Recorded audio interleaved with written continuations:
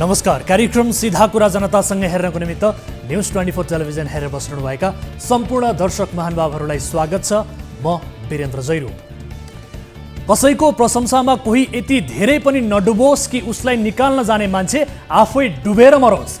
सोमबार चितवनमा डाक्टर सोडिम वाग्लेले यस्तै अवस्था सृजना गरिदिए। भावनाको सागरमा डुबुल्की मारेर मन्त्री सरहको सल्लाहकार बन्ने स्वप्न यात्रामा हिँडेका डाक्टर वाग्लेले चितवनमा रवि लामिछानेको प्रशंसा गर्दै भने मिसन ऊर्जा र महत्त्वाकांक्षा हेर्दा बीपी कोइराला र रवि उस्तै हुन्।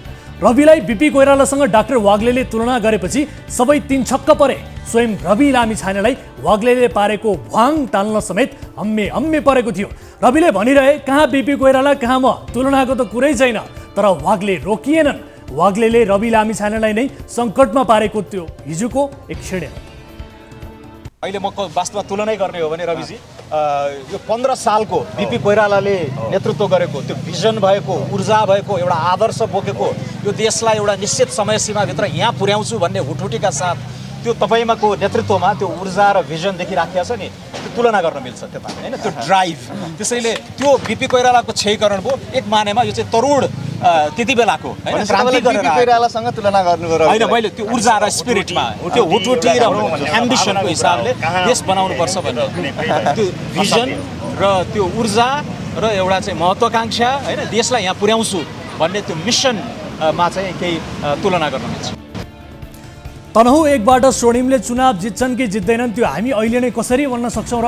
तर चितवन 2 मा थप केही दिन रविसँगै वाग्ले पनि हिँडे भने रविले चाहिँ चुनाव हार्छन्। टिप्पणी यसरी पनि भइरहेको छ। आलोचना र प्रशंसाको पनि एउटा मर्यादा हुन्छ। अहिले केही काङ्ग्रेसीहरू सोडिमको कटु आलोचना गरिरहेका छन्। हिजोसम्म काङ्ग्रेसी उम्मेदवारहरूको व्यक्तित्व टल्काउने जिम्मेवारीमा रहँदा काङ्ग्रेसका ती कार्यकर्ताले कहिले पनि विरोध गरेनन्। तर अहिले पार्टी छाडेर गएपछि उनलाई धेरैले भनेका छन् सोडिम ओभररेटेड अर्थशास्त्री हुन्।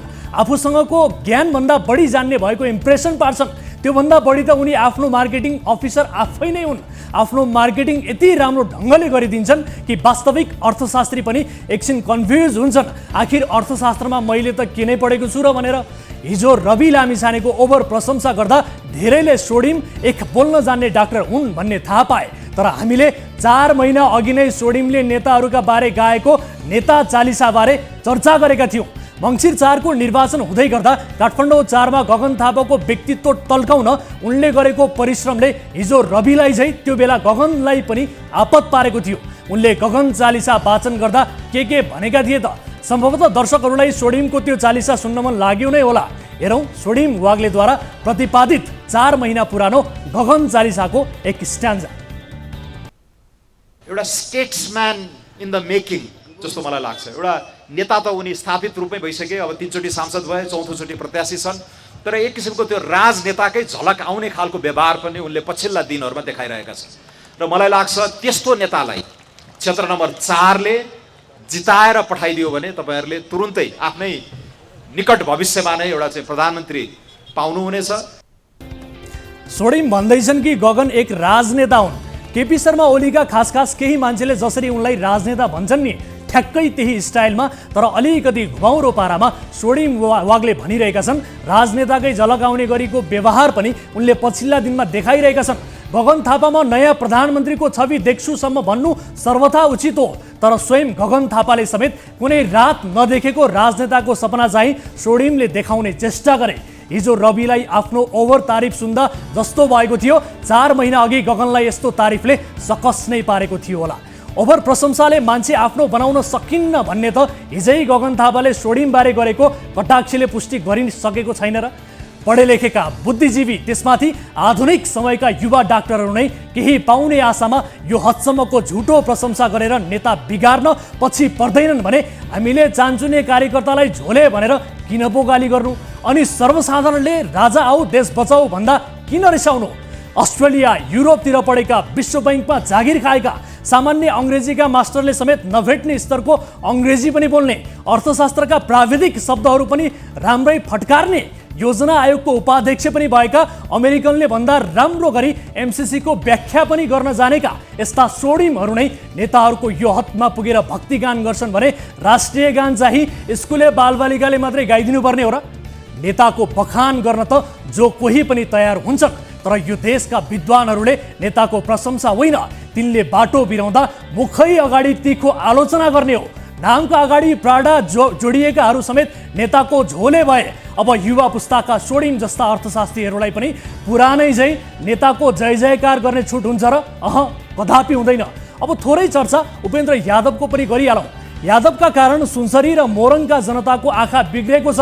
दर्शकबिन, आँखा बिग्रेको छ। हिजो 12-2 उम्मेदवारी दिएपछि 12लाई आर्थिक रूपले चम्काउन आफूले उम्मेदवारी दिएको यादवले दाबी गरे। यादव यसअघि मोरङबाट चुनाव जितिसकेका नेता हुन्। उनले जितेपछि ती 2 जिल्ला आर्थिक रूपले यति चम्के कि त्यो चमकले त्यहाँका जनताका आँखाको ज्योति नै घट्यो। यो प्रसङ्गलाई व्यङ्ग्यका रूपमा बुझिदिनु हुनेछ भन्ने मैले आशा राखेको छु। भारतको प्रादेशिक चुनाव जितेपछि एक विजयी सांसदलाई अब के गर्नुहुन्छ भनेर सोधिएको थियो।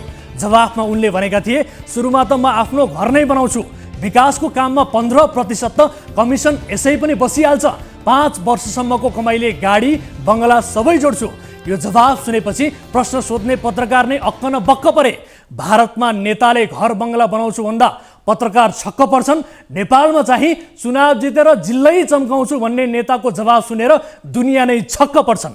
आउनुहोस् सुरु गरौँ जनताको चासो, गुनासो र प्रश्न सहितको विशेष कार्यक्रम सीधा कुरा जनतासँग।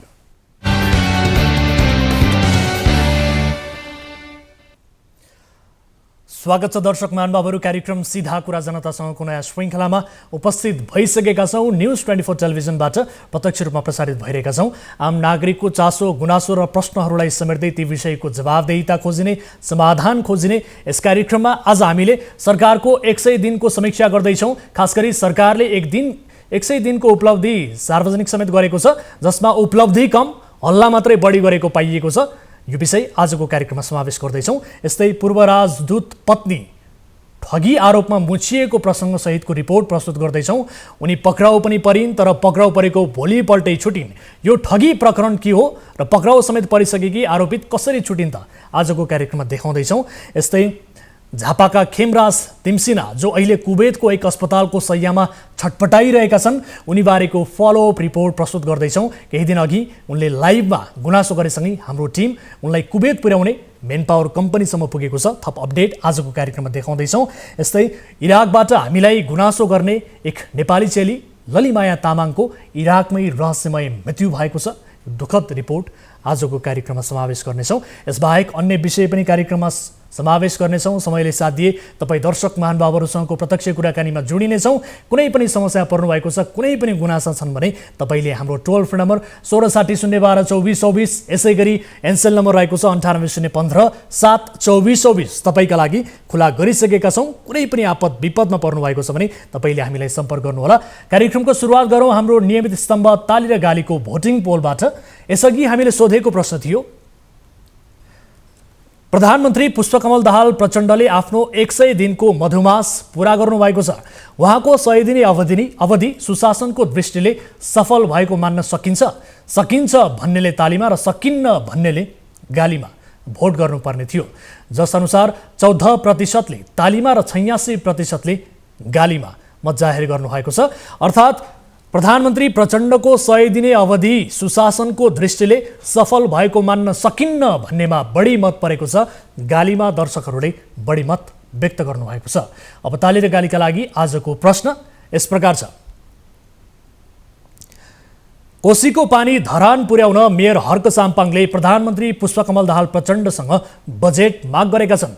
साम्पाङको माग प्रधानमन्त्रीले पुरा गर्छन् भन्नेले तालीमा र गर्दैनन् भन्नेले गालीमा भोट गर्नुहोला।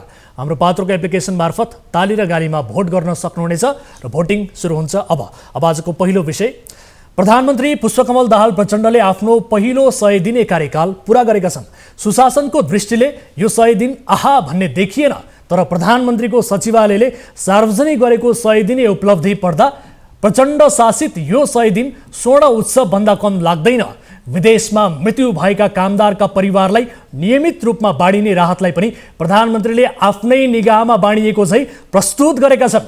विदेशमा रहेकाहरूलाई सामाजिक सुरक्षामा जोडिएको विषय पनि पुरानै हो। टेलिमेडिसिनको योजना पुरानै कार्यविधि अनुसार चलेको हो, तर प्रधानमन्त्रीको सचिवालय भन्छ हामीले क्या गजब गरेका छौँ। सहितको सूची राजपत्रमा प्रकाशित गराउनु विश्व बैंकसँग ऋण लिनुलाई पनि उपलब्धि मानिएको छ। घुमाउरो भाषामा दूधको मूल्यमा गरिएको वृद्धि पनि सरकारको उपलब्धि नै हो। प्रधानमन्त्रीको यो 100 दिने उपलब्धिबारे सचिवालयले सार्वजनिक गरेको दस्तावेज खासमा बालबालिकाले गरेको स्कुलको होमवर्क जस्तो लाग्छ। हेरौँ बालापन मिश्रित दस्तावेजका मूलभूत पक्षहरू समेटिएको यो विशेष रिपोर्ट। प्रधानमन्त्री पुष्पकमल दाहाल प्रचण्डले आफ्नो 100 दिने कार्यकालको उपलब्धि सार्वजनिक गराएका छन्। प्रधानमन्त्रीको सचिवालयले सार्वजनिक गरेको 100 दिने उपलब्धि 10 पृष्ठ लामो र 37 बुँदामा समाविष्ट छ। 100 दिनको उपलब्धिका रूपमा देखाउन लायक ठोस विषयहरू कम छन्। ससाना विषयहरूलाई समेत जोडेर प्रधानमन्त्रीले आफ्नो हनीमुन पिरियड सफल भएको दाबी प्रस्तुत गरेका छन्। निर्देशन दिनु, समिति गठन गर्नु, प्रक्रिया थाल्नु, आयोग गठन गर्ने तयारी गर्नु, कुनै कार्यक्रम कार्यान्वयनमा आउनु, नगद बाँड्नु, सूची प्रकाशित गर्नु, मूल्य वृद्धि गर्नु आदिलाई पनि उपलब्धिकै कोटामा राखिएको छ। उपलब्धिको व्याख्या गर्ने क्रममा प्रधानमन्त्रीले आफू अनुकूल हुने आर्थिक सूचकहरू मात्रै समावेश गरेका छन्। अर्थतन्त्रका मूलभूत समस्यामा प्रवेश समेत गरेका छैनन्। जस्तो कि उनले शोधनान्तर स्थिति, रेमिटेन्स आप्रवाहको सूची नै बनाएर उपलब्धिमा समावेश गरेका छन्। तर आर्थिक वर्षको 8 महिना पूरा भइसक्दा पनि पुँजीगत खर्च 25% मा रहेको, राजस्व ऐतिहासिक रूपले घटेको तथ्याङ्क चाहिँ लुकाइएको छ। महालेखा नियन्त्रकको कार्यालयमा राखेको यो आँकडा हेर्नुहोस्।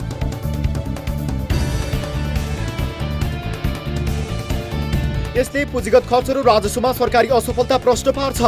प्रधानमन्त्रीले भने आफ्नो अनुकूल हुने आँकडा मात्रै राखेर कमजोरीमा दागछोप गरेका छन्। पुँजी बजारको समस्या समाधानका लागि सरकारले यथोचित प्रयास गरेको दाबी गरिएको छ। प्रधानमन्त्री दाहालले पुस 11 देखि कार्यभार सम्हालेका थिए। त्यो बेला नेप्से 1924 अङ्कमा थियो भने 100 दिन पूरा भएको बेला 1866 अङ्कमा छ।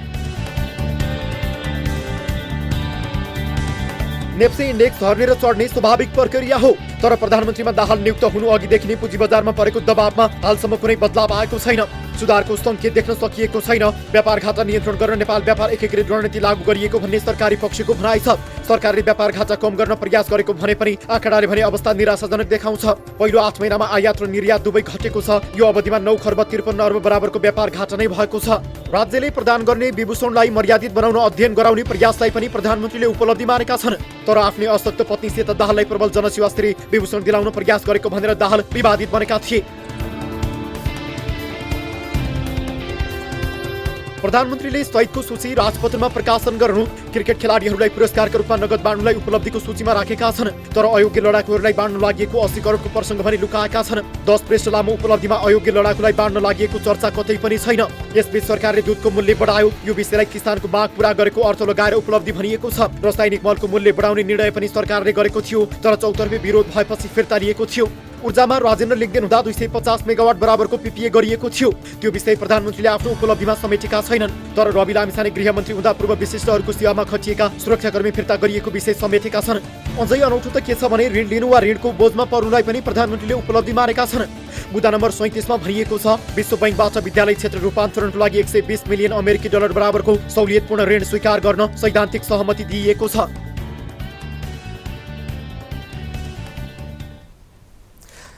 यस विषयमा थप कुराकानी गर्नका लागि हामीले टेलिफोन सम्पर्कमा जोडेका छौँ अर्थशास्त्री डाक्टर नीरज पौडेललाई। डाक्टर पौडेल, यहाँलाई स्वागत छ कार्यक्रम सीधा कुरा जनतासँगमा। हजुरलाई धेरै धेरै धन्यवाद। हजुर, डाक्टर साहब, जस्तो अब प्रधानमन्त्रीले आफू अनुकूलका आर्थिक सूचक राख्ने, प्रतिकूलका सूचकहरू चाहिँ मेन्सन नै नगरे जस्तो देखिन्छ। यसमा तपाईँको विश्लेषण के हो? यहीँबाट सुरु गरे। यो चाहिँ नि हामीलाई एक खालको जस्तो बानी नै लागिसकेको छ। यो पहिलोचोटि यस्तो भएको होइन। हजुर, जस्तो अब नयाँ अर्थमन्त्री आउँदा अथवा नयाँ सरकार आउँदाखेरि सुरुमा चाहिँ नि यो अर्थतन्त्र अलिकति राम्रो भएन जस्तो भन्ने, त्यसपछि अब आफूले अलिकति केही काम गरिसकेपछि ल अब योमा सुधार भयो भनेर जहाँ अब जस्तो उदाहरणको लागि अहिले त्यहाँ प्रस्तुत भएको एउटा तथ्याङ्क के छ भन्दाखेरि वैदेशिक मुद्राको हाम्रो सञ्चित बढ्यो भन्ने कुरो त्यो दिएको छ होइन। बाह्य क्षेत्रमा सुधार भयो भन्ने कुरो दिएको छ। त्यो वास्तवमा चाहिँ नि 1 वर्ष अगाडि नै अब अनुमान गर्न सकिने कुरा हो कि वास्तवमा नेपालको किन चाहिँ नेपालको चाहिँ कम भएको अलि अगाडि, र त्यो चाहिँ फेरि मैले नै आफैले यो क्रेडिट गरिसकेको कुरा हो। कसरी रिकभर हुन्छ, कहिले रिकभर हुन्छ, यो खास धेरै ठुलो समस्या होइन भन्ने कुरा हामी अर्थशास्त्रमा चाहिँ नि अब जानकारी राख्नेहरूलाई थाहा हुने कुरो हो कि हो। अब त्यस्तो कुरालाई चाहिँ अब खास यो सरकार हुनु त अब 2 महिनामा अब यो सरकारको सक्षमताले, यो सरकारको क्षमताले बढेको हो र त्यो विदेशी पैसा त्यही मैले भन्दैछु होइन। अब क्षमतै भए पनि 2 महिनामा भ्याइन्न नि त होइन। 2 महिनामा त हजुरको 3 वटा अर्थमन्त्री जस्तो हामीले पाइसकेका छौँ। पहिला हुनुभयो प्रधानमन्त्री पनि हेर्नुभयो बिचमा त भनेपछि 3 खालको नेतृत्व पाइसकेपछि त अब त्यो कसले गरे होइन यति यो त्यति अहिले खास केही भन्न सकिने स्थिति नै हुँदैन कि यति समयमा। अर्थतन्त्र भनेको त यो गरुङ्गो भारी बोकेको चाहिँ एउटा सवारी साधन जस्तो हो नि त। यसलाई त कहाँ तुरुन्तै यताबाट उता मोड्ने त्यो गर्न सकिँदैन, समय लाग्छ होइन। तर समय लाग्ने कुराहरू पनि गरेको चाहिँ देखिँदैन। अब जस्तो अहिले केही गर्यो भने 1 वर्षपछि 2 वर्षपछि बिस्तारै जुन सकारात्मक परिवर्तन आउन सक्छ त्यस्तो खालको छनक पनि नदेखिनु चाहिँ त्यो बुदाहरूमा कहीँ पनि देखिँदैन क्या। त्यो मैले हेर्दाखेरि त्यो देखिँदैन। हजुर, जस्तो अब नियमित कामहरूलाई पनि प्रधानमन्त्रीले उपलब्धिका रूपमा चाहिँ राख्न मिल्थ्यो यसमा।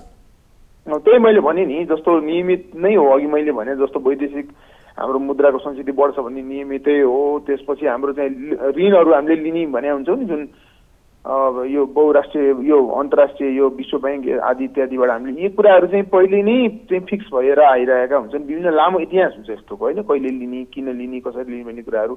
र अब भनौँ न 25वटा मन्त्रालय छ, अब एक-एकवटा मन्त्रालयको एउटा बुदा राख्न त मिलिहाल्छ। यत्रो सरकारले 37वटा बुदा बनाउनु ठुलो कुरो भएन होइन। तर अब अति सामान्य कुराहरू त्यहाँ होइन, प्रहरीको त्यो पढ्नै अब एक हिसाबले भन्यो भने अलिकति दिक्क लाग्ने खालको प्रहरी हामीले फिर्ता ल्यायौँ। यस्ता कुराहरू छन् जसले चाहिँ नि यो जुन हाम्रो अहिले खर्चको स्थिति धेरै भयो, आय राजस्व कम भयो भन्ने कुरा छ, त्यसलाई एड्रेस गर्न त्यसले एक सिनको पनि भाग्दैन होइन। तर त्यस्तो कुराहरूमा त्यहाँ अब फोकस त्यसलाई उपलब्धि भनेर राखिएको छ। खासै त्यसलाई उपलब्धि भन्न मिल्ने छैन खालको। यससँगै अब सरकारले खास गरी विदेशमा रहेकाहरूलाई पनि भनौँ न एक हिसाबले बाँडिएको राहतलाई पनि उपलब्धिका रूपमा मानेको छ होइन। एउटा यो पनि उदाहरणका रूपमा लिउँ, तर यो पनि त सामाजिक सुरक्षामा जोडिएको एउटा पुरानै विषय हो नि होइन। होइन त्यो भयो। जस्तो अब अर्को अब उपलब्धि भने चाहिँ कति बेला हुन्थ्यो भने तपाईँको कस्तोलाई चाहिँ मैले उपलब्धि मान्थेँ भने अहिले उहाँहरूले निर्णय गर्ने मात्र बेला हो। अहिले त नतिजा आउने त बेलै भएको छैन होइन। 2 महिनामा त उहाँले निर्णयसम्म लिन सक्नुहुन्छ र त्यसको नतिजा आउन टाइम लाग्छ।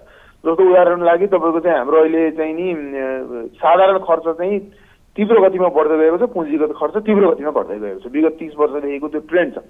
त्यो ट्रेन्डलाई ब्रेक गर्नलाई चाहिँ कुनै एक्सनहरू लिएको भए त्यस्तो अहिलेलाई चाहिँ त्यसलाई नै ठुलो मान्न सकिन्थ्यो क्या। तर के भने अहिले उपलब्धि भएर त्यसलाई नापेर हेरिहाल्न सक्ने स्थिति नै छैन क्या। निर्णय लिएको भए पनि होइन, सकारात्मक निर्णयहरू भएको भए पनि, तर त्यस्तो सकारात्मक निर्णयहरू पनि भएको त्यो पढ्दाखेरि त्यहाँ थाहा हुँदैन होइन। जस्तो हाम्रोमा रोजगारी, व्यवसाय, लगानीको वातावरण बढाउनको लागि निश्चित कुराहरू यही 2 महिना पनि गर्न सकिन्थ्यो होइन। त्यसको प्रभाव अलिक पछि पर्छ, तुरुन्तै पर्दैन थियो। तर त्यस्तो गर्न खास उल्टो जस्तो देखिएको छ होइन। ठ्याक्कै यसबाहेक अब जस्तो प्रधानमन्त्रीले यो 100 दिने जुन एउटा उपलब्धिका रूपमा सार्वजनिक गर्नुभएको छ, सरसर्ती तपाईँले पनि हेर्नुभयो होला, यसमा ठ्याक्कै पुरानै कुराहरू, नियमित कुराहरू, बढाइचढाइ गरेर राखिएका, हल्ला मात्रै गरिएकाहरू कुराहरू चाहिँ के हुन् तपाईँको विचारमा? पोइन्ट वाइज भनिदिनुहोस् त, अहिले उल्लेख गरेका कुरा बाहेक के छन्? जस्तो उदाहरणको लागि त्यहाँ के छ भन्दाखेरि जस्तो भनौँ न के अरे यो लोन लिने होइन, विश्व ब्याङ्कसँग चाहिँ त्यो अथवा कुनै एउटा अर्को देशसँग हामीले चाहिँ अनुदान लिने, ती कुराहरू चाहिँ खास अहिले आएर अपरझट भन्ने कुरा होइन। ती पहिल्यै प्लान गरिसकेका, पहिल्यै भइसकेका कुराहरू हुन् एउटा त्यो। अर्को चाहिँ नि अब यो मैले अघि भने जुन वैदेशिक मुद्राको हाम्रो संस्कृति जुन चाहिँ बढ्नेवाला त्यो पहिल्यै थाहा भएको कुराहरू, त्यो अहिलेको सरकारले निर्णय गरेर भएको कुरा होइन। त्यस्तो कुराहरू आएछन् त्यहाँ होइन। त्यसपछि अब मिटर ब्याजीका कुराहरू भन्ने छन्, त्यो त सामान्य सरकारले गर्नु कुनै नयाँ कुरा, नयाँ घोषणा होइन। खास वास्तव भन्यो भने त त्यो त यहाँ केन्द्रीय सरकारले गर्नै नपर्ने, त्यो त स्थानीय तहरमै समाधान हुनुपर्ने कुराहरू।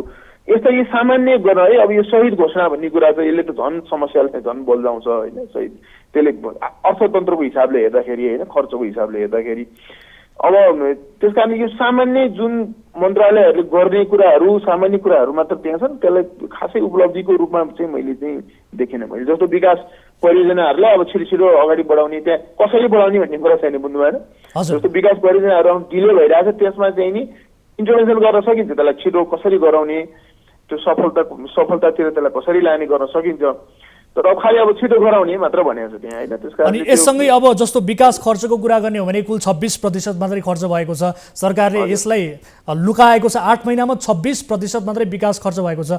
यस्तो कुराहरू लुकाएर जनतामा एउटा यो उपलब्धि भनेर हल्ला गरेर भ्रम छरे जस्तो लाग्दैन? किनभने प्रधानमन्त्रीसँग त आर्थिक सल्लाहकार पनि हुन्छन् होइन।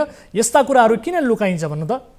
होइन, अब यो राजनीतिक धेरै टिप्पणी गर्न म अब होइन आर्थिक उसबाट हेर्छु। तर अब खास अब लुकाउनु हुन्न होइन। जस्तो अर्थतन्त्रको चाहिँ लुकाएर पनि लुक्दैन वास्तवमा भन्यो भने होइन। अब अर्थशास्त्रीहरूले त यो थाहा पाइ नै हाल्छन्। तर आम मानिसमा चाहिँ एक खालको कन्फ्युजन आउन सक्छ क्या होइन। सबै तथ्याङ्कलाई चाहिँ प्रष्ट रूपमा अनबायस रूपमा प्रस्तुत गर्नु चाहिँ सरकारको दायित्व हो होइन। अब चाहिँ जस्तो पुँजीगत खर्च हुन नसकेको फेरि अहिलेको सरकारले मात्र चाहिँ होइन है, फेरि त्यो पनि हामीले बुझ्नुपर्छ। पुँजीगत खर्चको हुन नसकेको अहिले मात्र होइन, यो लामो रोग हो। धेरै निकै लामो समयदेखि जुनसुकै सरकार आए पनि, जोसुकै अर्थमन्त्री आए पनि, जसोसुकै नीति आए पनि हाम्रो पुँजीगत खर्चको स्थिति स्वास्थ्य यस्तै छ, यही हालतमा छ। यसले मात्रै बिहार भन्न मिल्दैन, तर त्यसमा सुधार्न नसक्नु, त्यसमा सुधार गर्न सकेको त्यसलाई उपलब्धि मान्न सकिन्छ होइन, त्यो चाहिँ देखिँदैन। हजुर, जस्तो अब धेरै अर्थशास्त्रीहरूले के भनिरहेका छन् भने तपाईँ जस्ता अर्थशास्त्रीहरूले यो देशको आर्थिक अवस्था चौपट हुँदैछ, चौपट नै हुँदै गरेको अवस्थामा सुधार गर्न यसबीच प्रधानमन्त्रीले गम्भीर रूपमा केही गर्नुभएको जस्तो तपाईँलाई लाग्छ कि लाग्दैन? उहाँले त गरेका छैनन् भन्ने खालका टिप्पणीहरू पनि सुनिन्छ, तपाईँहरूको विश्लेषण? यसमा अब हजुरले सबैले भन्नुभयो, मैले चाहिँ नि भन्ने गरेको छैन होइन। नेपालको अर्थतन्त्र वास्तवमा अहिले चौपट त्यस्तो शब्द प्रयोग गर्ने स्थितिमा छैन है। अब सरकारको राजस्वमा समस्या हुनु, राजस्व कम हुनु, जसको विभिन्न कारणहरू छन्, अहिले मात्र भएको होइन त्यो। हामीले त्यत्रो कोभिडमा चाहिँ नि महिना बन्द, थप्पै उत्पादनै ठप्प भएको स्थितिबाट त्यसको चाहिँ भर्खर त्यसबाट हामी पार गर्दैछौँ, त्यसका पनि विभिन्न प्रभावहरू हुन्छन्। अलिकति दुःख त हामीले झेल्नै पर्छ, त्यत्रो घटनाहरू भएको छ। तर यो अहिले नेपालको अर्थतन्त्र चाहिँ चौपट भयो, खतम हुन लाग्यो भन्ने स्थितिमा चाहिँ खास नेपाल त्यसको नजिक पनि छैन है। राजस्वमा अहिले हाम्रो समस्या के हो भने राजस्व कम भयो, किनभने हामीले आयातलाई नियन्त्रण गर्यौँ, किनभने हाम्रो राजस्व आयातमा निर्भर छ। तर तपाईँको आयातमा नियन्त्रण गर्न साथ हाम्रो वैदेशिक चाहिँ सञ्चित धेरै बढिसकेको छ होइन।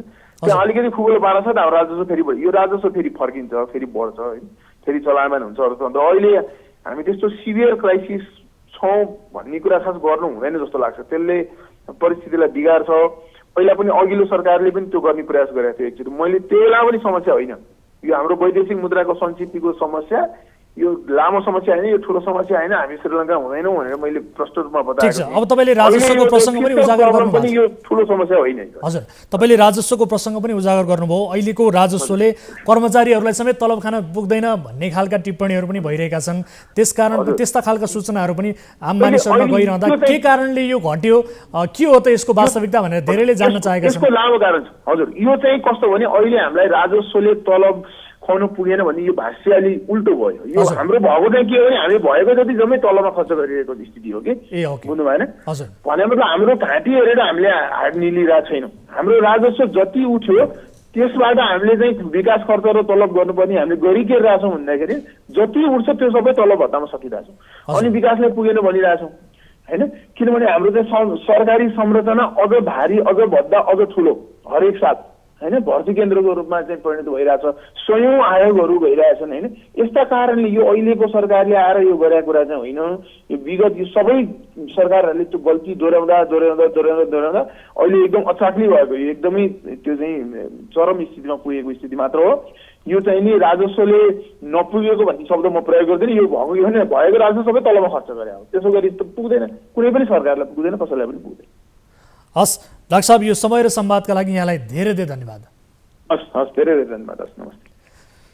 दर्शक महानुभावहरू, हामीले प्रधानमन्त्री पुष्पकमल दाहाल प्रचण्डले सार्वजनिक गरेको 100 दिनको मधुमासको उपलब्धिका सम्बन्धमा केही कुराकानी गऱ्यौँ। विशेष गरी यसमा उपलब्धि कम, हल्ला मात्रै बढी गरिएको स्थिति छ, केही तथ्यसहित हामीले प्रस्तुत गरेका छौँ, यसबारे थप कुराकानी गऱ्यौँ। अब अर्को विषय, दर्शकहरू, आज हामीसँग एक अत्यन्त दुःखद खबर छ।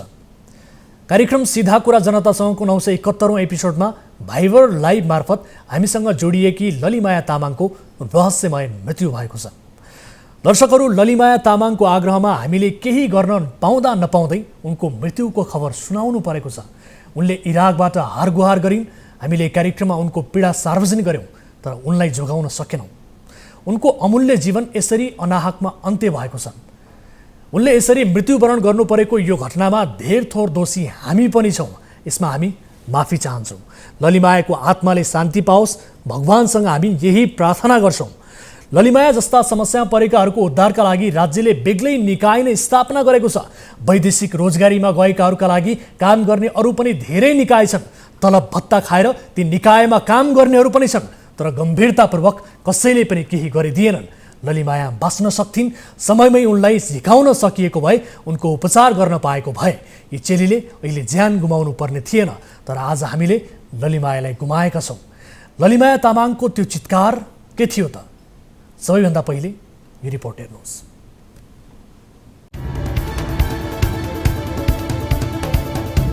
गत पुस 25 गते घरेलु कामदारका रूपमा इराकको बगदाद पुर्याएकी ललिमाया तामाङको मृत्यु भएको खबर उनको परिवारले नै पुष्टि गरेको छ। विदेशी भूमिमा मालिकको यातना सहन नसकेर उनको मृत्यु भएको आशंका गरिएको छ। ललिमायाले हाम्रो कार्यक्रममा समेत भाइबर कल गरेर आफूलाई जसरी भए पनि नेपाल फर्काइदिन आग्रह गरेकी थिइन्।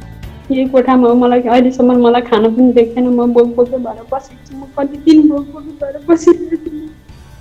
मलाई जसरी भयो भने उद्धार गरिदिनु हजुर प्लिज। एउटा नेपाली चेलीलाई उद्धार गरिदिनु जसरी भयो भने पीडामा म फसेँ। उनले कार्यक्रमको 971औं एपिसोडमा आफू घर मालिकको चरम शोषण र कुटपिटमा परेको भन्दै गुनासो पोखेकी थिइन्। मालिकले बिरामी पर्ने गरी आफूमाथि कुटपिट गरेको, मोबाइल खोज्ने गरेको, बाहिर निस्कन नदिएर कोठामै थुनेर राखेको, खाना पनि नदिएको लगायतका गुनासो उनले पोखेकी थिइन्। मलाई मोबाइल चलाउनु दिँदैन। घरबाट पनि अफिसमा फोन गर्नुभएको रहेछ मम्मीले। अनि त्यतिखेर मलाई फोनमा बोल्नु पनि दिएन। मोबाइल पनि खोसाइदियो त्यतिखेर। अनि पछाडि फेरि अनि कुट्यो अनि लास्टै हुनेगरी मलाई बिरामी भयो। मलाई कुट्यो, मलाई खिच्चाले हाने। मुना तामाङ नाम गरेकी एजेन्टले इराकमा $200-300 कमाइ हुन्छ भनेर प्रलोभन दिएर आफूलाई इराक पुर्याएको उनले जानकारी गराएकी थिइन्। आफूलाई नेपाल फर्काइदिनु भन्ने गुहार माग्दा एजेन्ट मुनाले नेपाली 8 लाख रुपियाँ दिए मात्रै नेपाल फर्काउने बताएको उनको भनाइ थियो। मुना तामाङ हो त्यसको नाम। अनि फेसबुकमा त्यसको नाम सीमा लामा छ। त्यति बेला मलाई राम्रो छ, एकदम राम्रो छ। इराकको $300 हुन्छ भनेर मलाई फकै ललखोला गरेर राम्रो हुन्छ भनेर बोलाएर मलाई चासोको दिँदैन। मैले प्लिज बहिनी मलाई उद्धार म नेपाल जान्छु भन्दाखेरि मलाई दबाब दिन्छ। मलाई उद्धार गर, राम्रो गर भन्दाखेरि मलाई दबाब दिन्छ। नेपालका 8 लाख पैसाले भन्छ मलाई दबाब दिन्छ। एजेन्टले पैसा दिए मात्रै पठाउने बताएपछि उनले एउटै सहाराका रूपमा लुकेर कार्यक्रम सिधा कुरा जनतासँगमा सम्पर्क गरेकी थिइन्। जसरी भए पनि आफूलाई उद्धार गरेर नेपाल फर्काइदिनु भन्ने उनको चितकार थियो।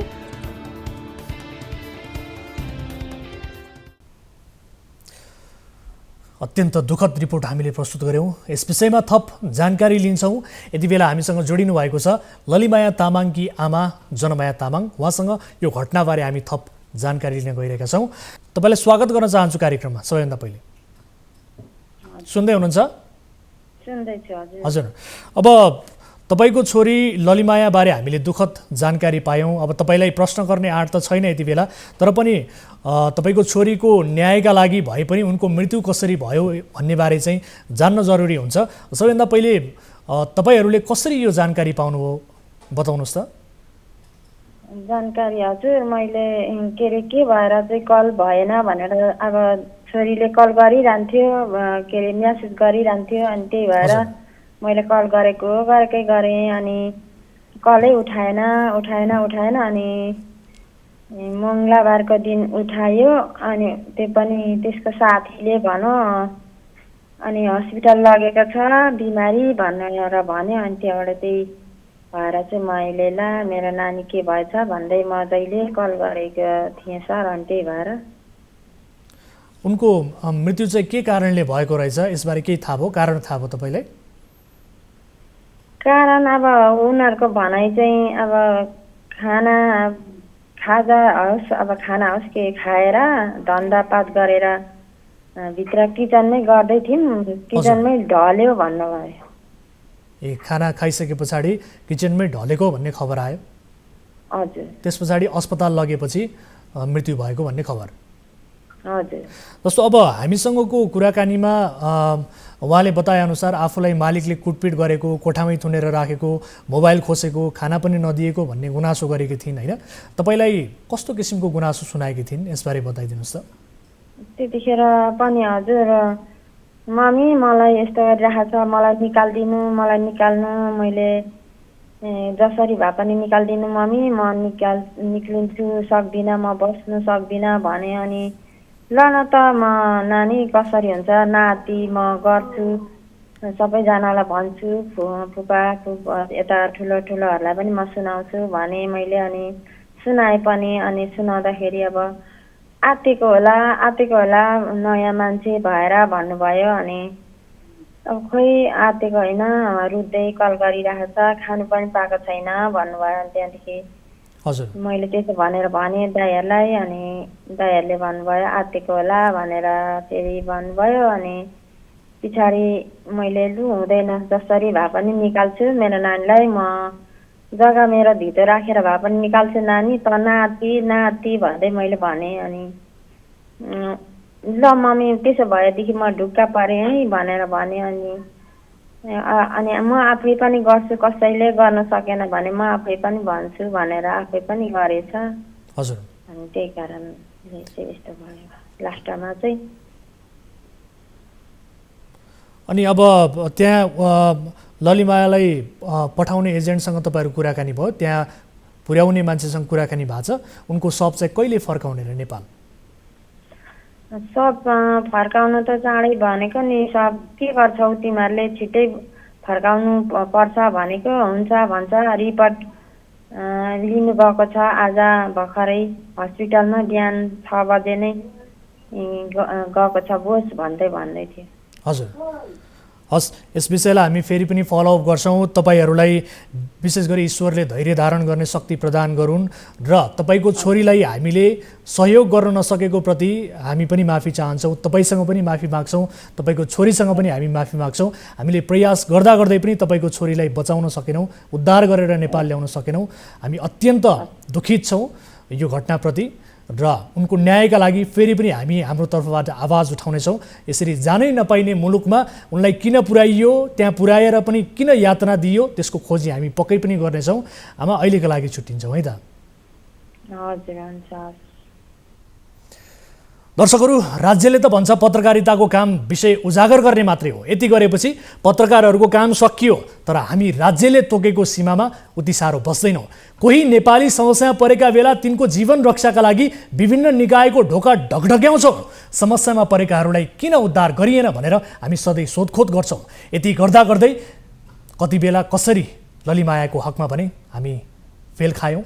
उनको जीवन रक्षा गर्न नसकेकोमा यो राज्यले विस्मत गर्नुपर्ने थियो। तर सोमबार मात्रै प्रधानमन्त्री पुष्पकमल दाहाल प्रचण्डले विदेशमा ज्यान गुमाउने 283 नेपालीका परिवारलाई प्रति परिवार 70,000 रुपैयाँ दिएको भनेर गौरव गरेका छन्, खुसी मनाएका छन्। मृतक परिवारलाई 70,000 दिनुलाई प्रधानमन्त्रीले उपलब्धि भनेका छन्। आफ्नो देशका नागरिक विदेशमा मर्दा तिनलाई सकुशल नेपाल फर्काउन नसक्दा तिनीहरू त्यही मर्दा पनि उपलब्धि देख्ने प्रधानमन्त्री जतिको लज्जाहीन हामी हुन सकेनौँ। यसकारण हामी चाहिँ ललिमायाको आत्मासँग माफी माग्छौँ, हात जोडेर माफी माग्छौँ, किनभने तपाईँको मामिला हामीलाई थाहा थियो। कोसिस गर्दा गर्दै तपाईँलाई हामीले बचाउन सकेनौँ, नेपाल फर्काउन सकेनौँ। ललिमाया जस्ता हजारौँ चेलीहरूको आत्माको पुकार रगतमा लतपतिएका शासकहरूले कहिले सुन्छन् त्यो हामी भन्न सक्दैनौँ। यस विषयलाई हामी फेरि पनि फलोअप गर्छौँ। के कारणले उनको मृत्यु भएको हो, किन यातना दिइएको थियो, कसले त्यहाँ पुर्याएर उनको जीवन बर्बाद पार्यो, यसबारेमा हामी सोधी खोजी पक्कै पनि गर्नेछौँ। यति बेला पालो भएको छ ब्रेकको। ब्रेक पछाडि फेरि उपस्थित हुनेछौँ, कतै नजानुहोला, विशेष रिपोर्टहरू बाँकी छन्। यहाँहरू हेरिरहनु भएको छ कार्यक्रम सिधा कुरा जनतासँग, मात्र न्युज 24 टेलिभिजन।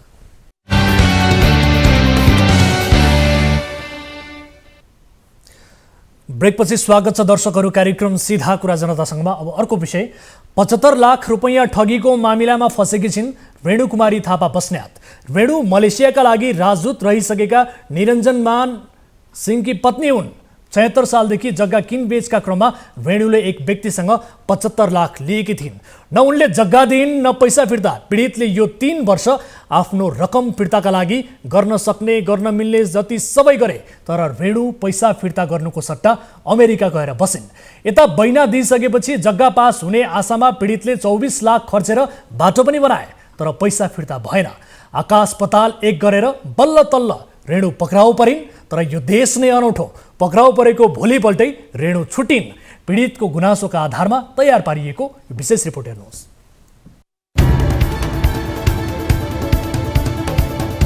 रोक्का भइसकेको जग्गाको बैना लिएर ठगी गरेको आरोपमा पक्राउ परेकी रेणु कुमारी थापा बस्नेत राजनीतिक पहुँचको आधारमा छुटेको भन्दै पीडित पक्ष हाम्रो कार्यालयमा आइपुगेको छ। रामेछापका भुवन विक्रम घिमिरेको 75 लाख रुपियाँ ठगी गरेको आरोपमा रेणुलाई जिल्ला प्रहरी परिसर काठमाडौँले गत चैत 15 गते पक्राउ गरेको थियो। तर उनी अस्वस्थ भइन् भन्ने देखाएर रेणुलाई प्रहरीले 16 गते नै छोडिदिएको छ। रेणु मलेसियाका लागि पूर्व राजदूत निरञ्जन मान सिंहकी पत्नी हुन्। राजनीतिक पहुँच र भन्छुन गर्दै रेणुलाई छोडिएको दाबी भुवनको छ।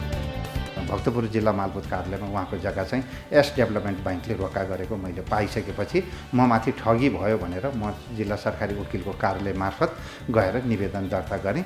निवेदन दर्ता गर्दाखेरि पक्राउ पुर्जी भयो। पक्राउ पुर्जी भएपछि पुलिसले पक्रेर ल्याइसकेपछि पुलिसले म्याद थप्यो। म्याद थपेको 24 घण्टाभित्र नै उहाँलाई चाहिँ के गरियो भने पूर्व राजदूतको नाताले या राज्य सत्ताको प्रयोग गरेर उहाँलाई तारिकमा भनौँ उसले व्यक्तिले बुझेर लिएर गएर अहिले घरमा बसिरहनु भएको छ।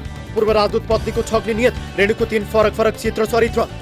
भक्तपुरमा जग्गा खोजिरहेका भुवन विक्रमको भेटघाट रेणुसँग भएको थियो। 2076 माघमा सो जग्गा किनबेच गर्ने सहमति अर्थात् करारनामा पत्र भएको छ। सहमति अनुसार 7 फागुनमा भुवनले 75 लाख रुपियाँ रेणुलाई बहिना स्वरूप दिए। चिमीमा रहेको 1 रोपनी 4 आना जग्गा प्रति आना 17,25,000 रुपियाँका दरले खरिद बिक्री गर्ने यो करारनामा पत्रमा उल्लेख छ। कुल 3,61,17,187 रुपियाँ भुवनले 2077 जेठभित्र बुझाउने सहमति थियो। सोही अनुसार भुवनले 2076 माघमा रेणुलाई 75 लाख रुपियाँ बुझाएका थिए। करारनामा पत्र र यी चेकहरू हेर्नुहोस्।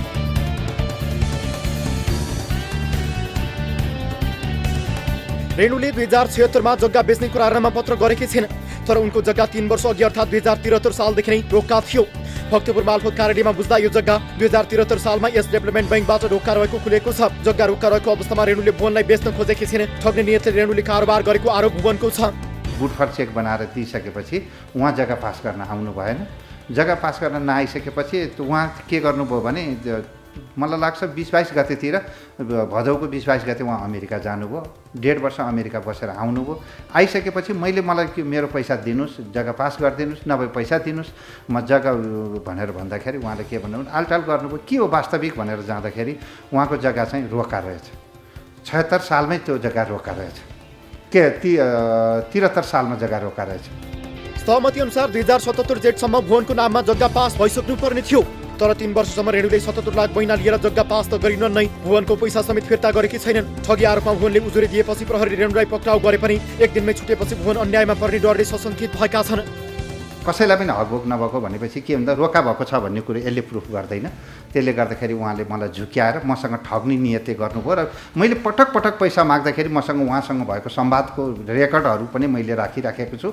उहाँलाई मैले धेरैचोटि पैसा माग्दाखेरि नदिने भएपछि अनि अहिले पनि के हो भन्दा उहाँ भागी हिँड्ने देखेको कारणले म माथि ठगी र अन्याय भएको कारणले म यो एउटा के भन्दा राष्ट्रको चौथो अङ्गको उसमा म शरणमा आएँ। प्रहरीले भने सरकारी वकिलको कार्यालयको निर्देशनमा छाड्नु परेको जनाएको छ। रेणुले कारोबार गर्दाको अर्को शङ्कास्पद तथ्य पनि फेला परेको छ। नागरिकतामा उनको नाम कुमारी रेणु थापा बस्नेत छ, तर जग्गा कारोबार गर्दा रेणु कुमारी थापा बस्नेतका नामबाट गरेकी छिन्। जग्गाको पूर्जामा भने उनको नाम रेणु थापा मात्रै छ। यस विषयमा हामीले थप कुराकानी बुझ्न आरोपित रेणुलाई सम्पर्क गरेका थियौँ, तर रेणुले हामीसँग कुराकानी गर्न चाहिनन्। हामीले आफ्नो परिचय दिने बित्तिकै उनले फोन काटिदिएकी छिन्। यो सुन्नुहोस्। हजुर, रेणु कुमारी थापा बोल्दै हुनुहुन्छ? न्युज 24 टेलिभिजनबाट उपेन्द्र साई बोल्दैछु म। हजुर हजुर, रेणु म्याम बोल्दै हुनुहुन्छ होइन?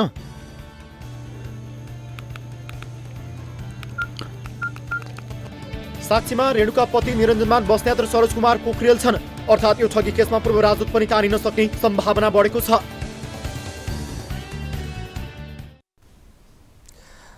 दर्शकहरू, हामीले आरोपित पक्षलाई सम्पर्क गरेका थियौँ, तर यो आरोपित पक्ष बोल्न चाहेन। खैर, यो विषयलाई हामी फेरि पनि फलोअप गर्नेछौँ। अन्य थप तथ्यहरू पनि यस विषयमा हाम्रो हात लागेको छ, यसलाई गम्भीरतापूर्वक फेरि पनि हामी फलोअप गर्नेछौँ भन्दै अर्को फलोअप रिपोर्ट यहाँहरू समक्ष प्रस्तुत गर्न गइरहेका छौँ। झापाका 38 वर्षीय खेमराज तिमसिनाले केही दिन अघि हाम्रो कार्यक्रममा रुँदै फोन गरे। कुवेतको एक अस्पतालको बेडबाट खेमराजले आफ्नो पीडा सुनाएका थिए। उनको पीडा सुन्दा वास्तवमै उनी सङ्कटमा परेको देखिन्थ्यो। यसै पनि सङ्कट नपरी कसैले पनि गुहार माग्दैन। खेमराजसँगको त्यो भिडियो संवादले हामीलाई मात्र होइन, धेरैलाई विचलित नै बनायो। तर अब भने उनी नेपाल फर्किने सम्भावना बढेको छ। उनलाई कुवेत पठाउने मेन पावर कम्पनीसम्म हामी पुगेका छौँ। कुवेतमा रहेका गैर आवासीय नेपाली सङ्घका पदाधिकारीले पनि खेमराजका विषयमा चासो लिएका छन्। हेरौँ यो फलोअप रिपोर्ट। रोजगारीको क्रममा गत पुसमा कुवेत पुगेका झापाका 38 वर्षीय खेमराज तिमिसेना अहिले कुवेतको एक अस्पतालको शय्यामा छटपटाइरहेका छन्। कुवेतको दरबजा कम्पनी फर लोजिस्टिक सर्भिसमा वेल्डिङ टेक्निसियनको रूपमा कार्यरत उनी खुट्टामा गम्भीर चोट लागेपछि यति बेला कुवेतको हादिया स्थित आदन अस्पतालमा भर्ना छन्। खेमराजले कार्यक्रम सीधा कुरा जनतासँगको 984औं संस्करणमा अस्पतालको शय्याबाट लाइभ सम्पर्क गरेका थिए। मेन पावर कम्पनीले आफूलाई वेल्डिङ टेक्निसियनको कामका लागि भनेर कुवेत पुर्याए पनि फलाम लोड अनलोड गर्ने काममा खचाएको उनको गुनासो थियो। कामबाट कोठामा फर्किँदा दुईजना अपरिचित व्यक्तिले आफूलाई अपहरण शैलीमा नियन्त्रणमा राखेको उनको भनाइ थियो। तर उनीहरूले कहाँ लिएर गए र किन लगे भन्ने बारे चाहिँ आफूलाई जानकारी नभएको उनको भनाइ थियो। जब 22 दिनपछि होस आयो त्यसपछि मात्रै आफू अस्पतालमा भर्ना भएको थाहा पाएको उनले बताएका छन्। कम्पनी जाने क्रममा मलाई मानिसले त्यही कम्पनीका मानिसहरूले पेपर खोसेर कम्पनीमै काम गर्दा नेपाल जानु पर्दैन भनेर त्यही कम्पनीमै लगेर काम लगाइयो सर। त्यसको अनि त्यसपछि म कम्पनीमा काम गरेर आइसकेपछि रुममा आइसकेपछि मलाई अपरिचित मान्छेले त्यो कम्पनीमा रुममा अपरिचित मान्छेहरूले दुईजना मान्छेहरू आएर लगे। त्यसपछि मलाई केही थाहा छैन तिनीहरूले कहाँ लगे के गरे केही थाहा छैन। एकैचोटि मलाई 20-22 दिनपछि यहाँ होस आउँदाखेरि म यो आदन हस्पिटलमा रहेछु सर। खेमराज फागुन 12 गते अस्पताल भर्ना भएका थिए। तर उनको खुट्टामा चोट कसरी लाग्यो, कुनै दुर्घटनामा परेर घाइते भयो वा उनीमाथि कसैले आक्रमण गर्यो भन्ने विषय चाहिँ अझै पनि रहस्यमय छ। उनको खुट्टामा गम्भीर चोट लागेपछि चिकित्सकहरूले धातुजन्य रड हालेर उपचार गरिरहेका छन्। घटनाको वास्तविकता बुझ्न मेन पावर कम्पनीमा पुग्यो सीधा कुरा जनतासँगको टिम। खेमराजको गुनासोपछि घटनामा केही रहस्य लुकेको हामीले ठान्यौं। त्यसपछि थप वास्तविकता बुझ्दा हाम्रो टिम उनलाई कुवेत पुर्याउने काठमाडौँको तिनकुनेमा रहेको वैभव ओभरसिज प्राइभेट लिमिटेडको कार्यालयमै पुगेको छ। मेन पावर कम्पनीका सञ्चालक सुषमा लिम्बुले कम्पनीले सम्झौता अनुसार काम नदिएको भन्ने खेमराजको गुनासोमा सत्यता नरहेको दावी गरेका छिन्। उक्त कम्पनीमा 23 दिन काम गरेका खेमराजमा कामले समस्या पनि देखिएपछि उनी काम गर्दै गरेको कम्पनीबाट भागेर कुवेतको एयरपोर्टसम्म पुगेको सञ्चालक लिम्बुको भनाइ छ। म नेपाल जाने भनेर ड्रेसमा पुगिराखेको थियो। पुगिसकेपछि त्यहाँबाट पुलिस र त्यहाँको उहरूले कम्पनीमा खबर गर्यो। कम्पनीमा खबर गरिसकेपछि कम्पनीको सुपरभाइजर गएर फोटो त्यहीको पनि खिचा छ नि, फोटो खिचेछ। त्यो खिचेर समाएर ल्याएर रुमको बाहिरपट्टि राखेर मलाई फोन गर्यो, भिडियो कल गरेँ यताबाट होइन। अनि मलाई खेम तिमीलाई के समस्या पर्यो? म्याडम मेरो त मैले भिडियो नै बनाएर राखेको छु, मेरो अर्को मोबाइलमा छ। तिमीलाई के समय? म्याडम मेरो त खुस्क्यो, मलाई टिकट पठाइदिनु खुस्क्यो भन्यो क्या। खुस्क्यो भने सक्यो नि। खेमराजको अस्वाभाविक लाग्ने हरकतका केही भिडियो फुटेज हामीलाई प्राप्त भएको छ। यो भिडियो कुवेत एयरपोर्टको हो। कम्पनीबाट भागेर एयरपोर्ट पुगेका खेमराजलाई त्यहाँका कर्मचारीले केरकार गरेको भिडियोमा सुनिन्छ। कर्मचारीको केरकारपछि उनी त्यहाँ काम न थाल्छन्। यो हेर्नुहोस्।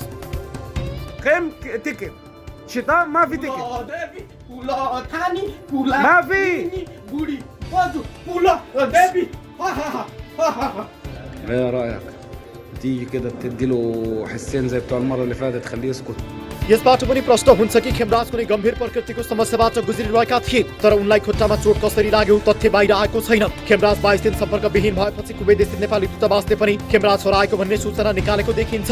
यो सूचना हेर्नुहोस्।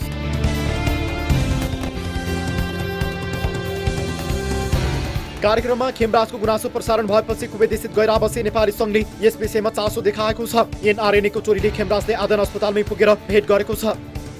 हजुरलाई मैले भिडियोमा पनि हेरेँ, हजुरले जति सक्दो यथाशीघ्र नेपालै जान चाहनुहुन्छ त्यसको एकदम पहल गर्दै हजुरलाई छिटोभन्दा छिटो नेपाल पठाउन यथाशीघ्र कहाँ जो सबै सम्बन्धित निकायमा हामी पहल गर्नेछौँ।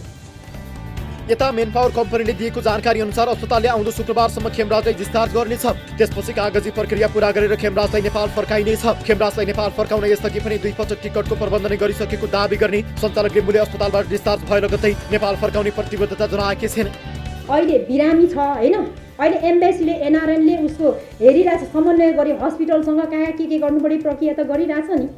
त्यो प्रक्रिया सबै पुरा भएर ऊ आउन सक्ने अवस्था सबै कुरा फिट भएपछि मैले गर्नुपर्ने के एजेन्सीको उसले होइन, मेन पावर एजेन्सीको उसले मैले पठाएको 2 वर्ष काम गर्न पठाएको ऊ काम गर्न नसक्ने अब ऊ भएपछि मैले के हुन्छ अब टिकट काट्नु पऱ्यो ल्याउने मेरो काम। मैले के गर्नुपर्छ एम्बेसीले भन्नु पऱ्यो, त्यहाँको ऊ हुने मान्छे त्यहाँको निकायले के गर्नुपर्छ मैले गर्न तयार छु। मैले भन्छ दर्शकहरू, अस्पतालले डिस्चार्ज गर्ने बित्तिकै उनी ठिक भए लगत्तै मेन पावर कम्पनीले टिकट काटेर उनलाई फिर्ता बोलाउने भन्ने किसिमको प्रतिबद्धता जनाएको छ। आज हामी मेन पावर कम्पनीको कार्यालयमै पुगेका थियौँ र मेन पावर कम्पनी पनि यस विषयमा सकारात्मक देखिएको छ। उनले बताएका केही विषयहरू अस्वाभाविक देखिएको र केही विषयमा सत्यता नभएको भन्ने दाबी गरिए पनि यति बेला यी नेपाली युवा भने पक्कै पनि समस्या परेका छन्, त्यसको जवाबदेहिता मेन पावर कम्पनीले लिनै पर्छ भनेर हामीले भनेका छौँ र मेन पावर पनि यसप्रति सकारात्मक देखिएको अवस्था छ। खैर, अब छिट्टै नै उनी डिस्चार्ज भए पनि उनलाई नेपाल फर्काउने प्रक्रिया सुरु हुनेछ। त्यसको फलोअप रिपोर्ट पनि हामी दर्शकहरू समक्ष पक्कै पनि पेश गर्नेछौँ। यति बेला कोही दर्शक हामीसँग जोडिनु भएको छ, कार्यक्रमको अन्तिममा पनि छौँ, उहाँसँग कुराकानी गरिहालौँ। नमस्कार, कहाँबाट को बोल्दै हुनुहुन्छ? हजुर सर नमस्कार। हजुर, कहाँबाट को बोल्दैछु? म मेरो नाम चाहिँ खुलाउन चाहन्न, तर म मेरो प्रोग्राम हस्, ठिक छ। यहाँको समस्या के हो, के का लागि तपाईँले हामीलाई सम्पर्क गर्नुभयो? एउटा चाहिँ हजुरहरूको एउटा हाम्रो जुन माताको ल्याउनु भएको थियो त्यसै गरी एउटा ठगी एउटा व्यवसाय धन्दा चाहिँ जुन चलेको थियो यसलाई चाहिँ हजुरहरूले फलोअप गर्नुहुन्थ्यो कि भनेर म पनि पीडित हो। यसको लागि चाहिँ हजुरको प्रोग्राम मार्फत चाहिँ माता भन्नुहोस् त, हामीले केही समय अघि पासपोर्टमा झारफुक गर्ने माताको विषयमा देखाएका थियौँ, त्यही हो कि अथवा अर्को कुनै विषय? अर्कै यस्तै टाइपको अर्को एउटा ठगी धन्दा हो। त्यो चाहिँ कस्तो भने अनलाइन जब छ। ए हजुर हजुर हजुर अनलाइन जब र यहाँ चाहिँ तपाईँको 2700 रुपियाँ 3000 रुपियाँ चाहिँ तपाईँको मासिक 24,000 25,000 रुपियाँ तलब हुन्छ भनेर चाहिँ धेरै सोझा साझाहरूलाई चाहिँ फसाइन्छ। अनि 1-2 दिन क्लास लिएको जसरी गरेर चाहिँ अनि पछि धम्काउने एउटा सहजपूर्ण एउटा एकदम गाह्रो काम, एउटा एकदम डिफिकल्ट टास्क दिएको जस्तो गर्ने, तपाईँहरूले काम गर्न सक्नु भएन त हाम्रो के दोष भनेर एउटा चाहिँ जो जब गर्ने इन्ट्रेस्ट भएर जानुभएको हुन्छ नि उहाँहरूलाई नै उहाँको दोष देखाएर चाहिँ अनि त्यसपछि गरेर धेरैजना चाहिँ पीडित हुनुहुन्छ। यसबाट चाहिँ हजुरहरूले फलोअप गर्नुहुन्छ कि भनेर छ। अनि पछि उताबाट एउटा धम्कीपूर्ण आउने कुराहरू हुन्छ। म चाहिँ हजुर माताकै विषयमा कुराकानी गर्नुभएको तपाईँले? माताको विषयमा यो अनलाइन होइन, माताको विषयमा होइन, यो अनलाइन जबको विषयमा होइन। तपाईँले फरक प्रसङ्ग अनलाइन जबमा हुने गरेको ठगीको प्रसङ्ग। हजुर ठगी प्रसङ्ग हाम्रो यो काठमाडौँमै भइरहेको एउटा अनलाइन जबको जुन अनलाइन जब लगाउँछु भनेर एउटा कम्पनीले गरेको विषयमा भन्दैछु सर हजुरलाई। ए अनि के रहेछ यसको बारेमा अलिकति विस्तृतमा बताइदिनुहोस् त। केही नाम छ त्यस्तो, केही सञ्चालकहरू जोडिएका छन् तपाईँहरूलाई जानकारी प्राप्त भएअनुसार भन्नुहोस्। हजुर यो चाहिँ कस्तो रहेछ भनेर भन्दा चाहिँ सर हाम्रो चाहिँ सुरुमा चाहिँ तपाईँलाई जब 24,000 25,000 रुपियाँ मन्थली हुन्छ भनेर चाहिँ तपाईँको 3-4 हजार रुपियाँ 3,000 पर डे टाइप गर्नुपर्छ भन्ने हिसाबले चाहिँ पहिला सुरु 2700 देखि 3,000 रुपियाँ चाहिँ रेजिस्ट्रेसनको लागि भनेर एकजना छुट्टै मान्छेले उठाउनुहुन्छ पैसा। हजुर अनि त्यस उठाइसकेपछि हजुरको लागि अब 24,000 25,000 रुपियाँ मासिक हुन्छ भने त अब धेरैजना हाम्रो बेरोजगार हुनुहुन्छ नेपालमा, त्यत्रो पैसा हुन्छ भने गरौँ भन्ने हिसाबले मान्छेहरूले गर्नुहुन्छ। अनि 1-2 दिन क्लासमा सिकाएको जस्तो गरिन्छ, गरिसकेपछि त्यो 3,000 रुपियाँ त जब आउँछ नि हातमा परिन्छ नि क्लासले अब लिनको लागि भनेर यताउति, त्यसपछि चाहिँ पछि चाहिँ इग्नोर गरे जस्तो गर्नुहुन्छ र त्यो चाहिँ एकदम डिफिकल्ट टास्क जुन चाहिँ गर्नै सकिन्छ नि, एकदमै पार्ट टाइम भनेको ठाउँमा फुल टाइम जस्तो जुन चाहिँ एकदम हार्ड आफ्नो एकदम फुल स्पेन्ड गर्नुपर्ने टाइम जस्तो टास्कहरू दिन्छ र त्यो टाइम चाहिँ धेरैले बिताउन सक्नुहुन्छ हुन्न र त्यतिकै छोडिदिनुहुन्छ। कतिलाई चाहिँ पैसा अब मैले गर्न सकिनँ यस्तो भयो भने यस्तो हो भनेर भन्नुहुँदा चाहिँ तपाईँको काम गर्न सक्नु भएन, तपाईँको के दोष त? हाम्रो 2-3 एउटा कम्पनी छ, हामी तपाईँले धम्क्याएर हामी धम्किँदैनौँ, हाम्रो यहाँ 3-4 हाम्रा मान्छे छन् यताउति भनेर धाकपूर्ण एउटा धम्की। ल ठिक छ, तपाईँले यसभन्दा थप डिटेल्स दिनुभयो भने यो ठगी धन्दामा संलग्न भएका व्यक्तिहरू सचेत हुन सक्छन्, सजग हुन सक्छन्, आफ्नो ठगी धन्दालाई केही दिन बन्द गरेर पनि गर्न सक्छन्। त्यसकारण यसलाई भित्रभित्रै हामीले निगरानी गर्नेछौँ। तपाईँसँग भएका थप प्रमाणहरू हाम्रो भाइबरमा पठाइदिनुहोस्, तथ्यहरू के छन् हाम्रो भाइबरमा पठाइदिनुहोस्। त्यस पछाडि हामी यसको कार्यालय कुन ठाउँमा छ हामी त्यहाँ गएर निगरानी गर्नेछौँ। तपाईँसहित अन्य पीडितहरू पनि कोही हुनुहुन्छ भने उहाँहरूलाई पनि सम्पर्क गर्नका लागि आह्वान गर्छौँ। यो ठगी धन्दाको पर्दाफास हामी पक्कै पनि गर्नेछौँ। जोडिनु भयो, थप तपाईँले जुन प्रमाणहरू छ तपाईँसँग त्यो पठाइदिनु होला है त हामीलाई। हुन्छ सर, यो हजुरको मार्फत चाहिँ एकदमै प्राथमिकताका साथ हजुरले फलोअप गर्नुहुन्छ भनेर मैले आफ्नो राखेँ सर। हस्, हामी पक्कै पनि गर्छौँ। यो जानकारी गराउनु भयो, धन्यवाद। अहिलेका लागि छुट्टिन्छौँ। दर्शक महानुभावहरू, उहाँले जानकारी गराएको विषयलाई हामी पक्कै पनि फलोअप गर्नेछौँ। अब अर्को विषयतर्फ यहाँको ध्यान आकर्षण गराइहाल्छु। उजुर बाजुरकै कारण मुद्दा मामिला खेपेर सांसद मन्त्रीदेखि नागरिकता समेत गुमाएका रवि लामिछाने फेरि पनि उल्झनमा फस्ने देखिँदैछ। सोमबार उनले चितवन 2 मा मनोनयन दर्ता गराएका छन्। उनी विरुद्ध निर्वाचन कार्यालयमा 4 वटा उजुरी दर्ता भइसकेका छन्। चुनावसँग सामान्य स्तरको साइनो नभएकाहरूले समेत रवि विरुद्ध उजुरी दर्ता गरेका छन्। निर्वाचनमा दाबी विरोध स्वाभाविक हुन जान्छ, तर कसैको भागमा फाटफुट मात्रै उजुरी पर्ने, कसैमाथि चाहिँ उजुरीको चाङ नै लाग्ने यस्तै स्थिति रविको हकमा देखिएको छ। राजनीतिका नयाँ खेलाडी रविमाथि पुराना खेलाडीहरूले पनि धावा बोल्न थालेका छन्। अर्कोतिर लामो समय फेसबुकले घोचपेचमा व्यस्त रहेका बालेन शाह र हर्क साम्पाङ बीचको तुस मेटिँदैछ। यो रिपोर्ट हेर्नुहोस्। नागरिकता प्रमाणपत्र लिएको 3 महिना नपुग्दै निर्वाचनमा भाग लिएको भन्दै रवि लामिछाने विरुद्ध चितवन मुख्य निर्वाचन अधिकृतको कार्यालयमा 4 वटा उजुरी दर्ता भएका छन्। चितवन 2 का उम्मेद्वार रवि लामिछानेको उम्मेदवारी विरुद्ध स्वतन्त्र उम्मेद्वार सन्तोष थापा, राष्ट्रिय जनमोर्चाका उम्मेद्वार जनकराज शर्माका प्रतिनिधि डम्बर पुरी र स्वतन्त्र उम्मेद्वार अम्बिका भट्टका प्रतिनिधि शिवबहादुर सुवेदीले कार्यालयमा पुगेर उजुरी दिएका छन्। यस्तै युवराज सफलले इमेल मार्फत उजुरी दर्ता गराएको निर्वाचन अधिकृतको कार्यालयले जानकारी दिएको छ। लामिछानेले गत माघ 15 गते मात्रै जिल्ला प्रशासन कार्यालय काठमाडौँबाट नागरिकता पुनः प्राप्ति गरेका थिए। लामिछानेले पुरानो मतदाता नामावलीको आधारमा उम्मेदवारी दर्ता गरेको र नागरिकता लिएको 3 महिना नपुग्दै उम्मेद्वार बन्न नमिल्ने जिकिर उजुरीमा गरिएको छ। मुख्य निर्वाचन अधिकृतको कार्यालयले उजुरीको सम्बन्धमा सम्बन्धित उम्मेद्वारसँग स्पष्टीकरण सोधेर निर्वाचन आयोगमा पठाउने बताएको छ। राजनीतिका नयाँ रविमाथि पुरानाहरूको हमला, चौतर्फी घेरामा रवि। गगन थापा र रवि लामिछानेबाट सर्वसाधारणले धेरै अपेक्षा राखेका छन्। दुवै नेता फरक पार्टीका भए पनि दुवैप्रति जनताको अपेक्षा उच्च छ। विचारधाराको हिसाबले पनि नेपाली कांग्रेस र राष्ट्रसभा मिल्दाजुल्दा मानिन्छन्। निर्वाचनको मिति नजिकै गर्दा दुवै नेताहरू एकअर्काको विरोधमा उत्रिन थालेका छन्। उपनिर्वाचनको मनोनयन दर्ता हुने दिन तनहुँ, चितवन र बाराबाट नेताहरूले सनसनीपूर्ण अभिव्यक्ति दिए। ती अभिव्यक्ति आफ्ना उम्मेद्वारले जिताउन भन्दा प्रतिपक्षलाई पराजित गर्न लक्षित जस्ता देखिन्थे। विदेशमा बसेर यो गरेर आएको, मैले यतिको जागिर छोडेर आएको भन्नु चाहिँ मलाई भन्न मन लाग्छ। मैले त जागिर नखाएको, तिमीले त खाएर छोडेर आएको। मलाई त भन्न मन लाग्छ, तिमी त जागिर खाएको, घर बनाएको, पेन्सन पकाएको अनि आएको। म त त्यो बेलामा सडकमा लडेर बसेको, छातीमा ढुङ्गा खाएर बसेको, जान नसक्ने भएर होइन, जाने क्षमता नभएर होइन। तिमी गयो भन्नेमा मेरो प्रश्न होइन, तर मलाई यहाँ बस्यो भन्नेमा तिमीले प्रश्न गर्यौ भने तिमी किन गयो भन्नेमा मैले तिम्रो प्रश्न गर्छु। प्रश्न यो पनि संशोधित गर्नुहोस्। टेलिभिजन चलाउँदै गर्दा नेता जति सबै खराब, अनि नेता भएर मञ्चमा उभिएपछि मिडिया जति सबै खराब भन्ने विचार सुसंस्कृत विचार होइन। त्यसैले आज मैले सोध्नुपर्छ, यो ठाउँमा उभिएर मिडियाका प्रतिको दृष्टिकोण मित्रहरूको के हो? कांग्रेसका 2 युवा महामन्त्रीको यस्तो कटाक्षले उपनिर्वाचनको वातावरणलाई तताएको छ। अभिव्यक्ति मार्फत प्रकट भएका क्रियामा प्रतिक्रिया आउने क्रम जारी छ। सबैभन्दा पहिला मन्त्रीमण्डलबाट बाहिर निस्किएका हामी हो। सरकारलाई अस्थिर बनाउनु हुँदैन, एउटा राजनीतिक दलको जिम्मेवारी हुन्छ। तर त्यहाँ गइसकेपछि बारम्बार सरकारहरू फेरि नै देशलाई मध्यावधिमा लग्यो भने ठुलो ढुकुटी जाने कारणले गर्दाखेरि कहिलेकाहीँ स्थिरताका लागि शङ्काको सुविधा सहित नीतिगत रूपमा ठिक हुन्छ कि हुँदैन भने हेर्नका लागि समर्थन राखिरहनु पर्ने हुन्छ। तर यसको अर्थ यो होइन कि हामी कुनै दलसँग या कुनै नेतासँग मिलेका हौँ। सरकारमा बस्दाखेरि पनि हामीले प्रचण्ड, ओली अथवा देउबाको सेवा गरेका होइनौँ, नेपाली नागरिकको सेवा गरेका हौँ। आफ्ना प्रशंसकमाथि गगनको हमला, फेसबुकले मुखामुख गर्नेहरू बालेन र हर्कको नयाँ यारी। सोडिमो अग्ले 4 महिना अघिसम्म गगन थापाका प्रशंसक थिए। उनले गगनमा राजनेताको झल्को पाउँथे। नेपालका नयाँ प्रधानमन्त्रीका रूपमा पनि उनले गगनलाई लिएका थिए।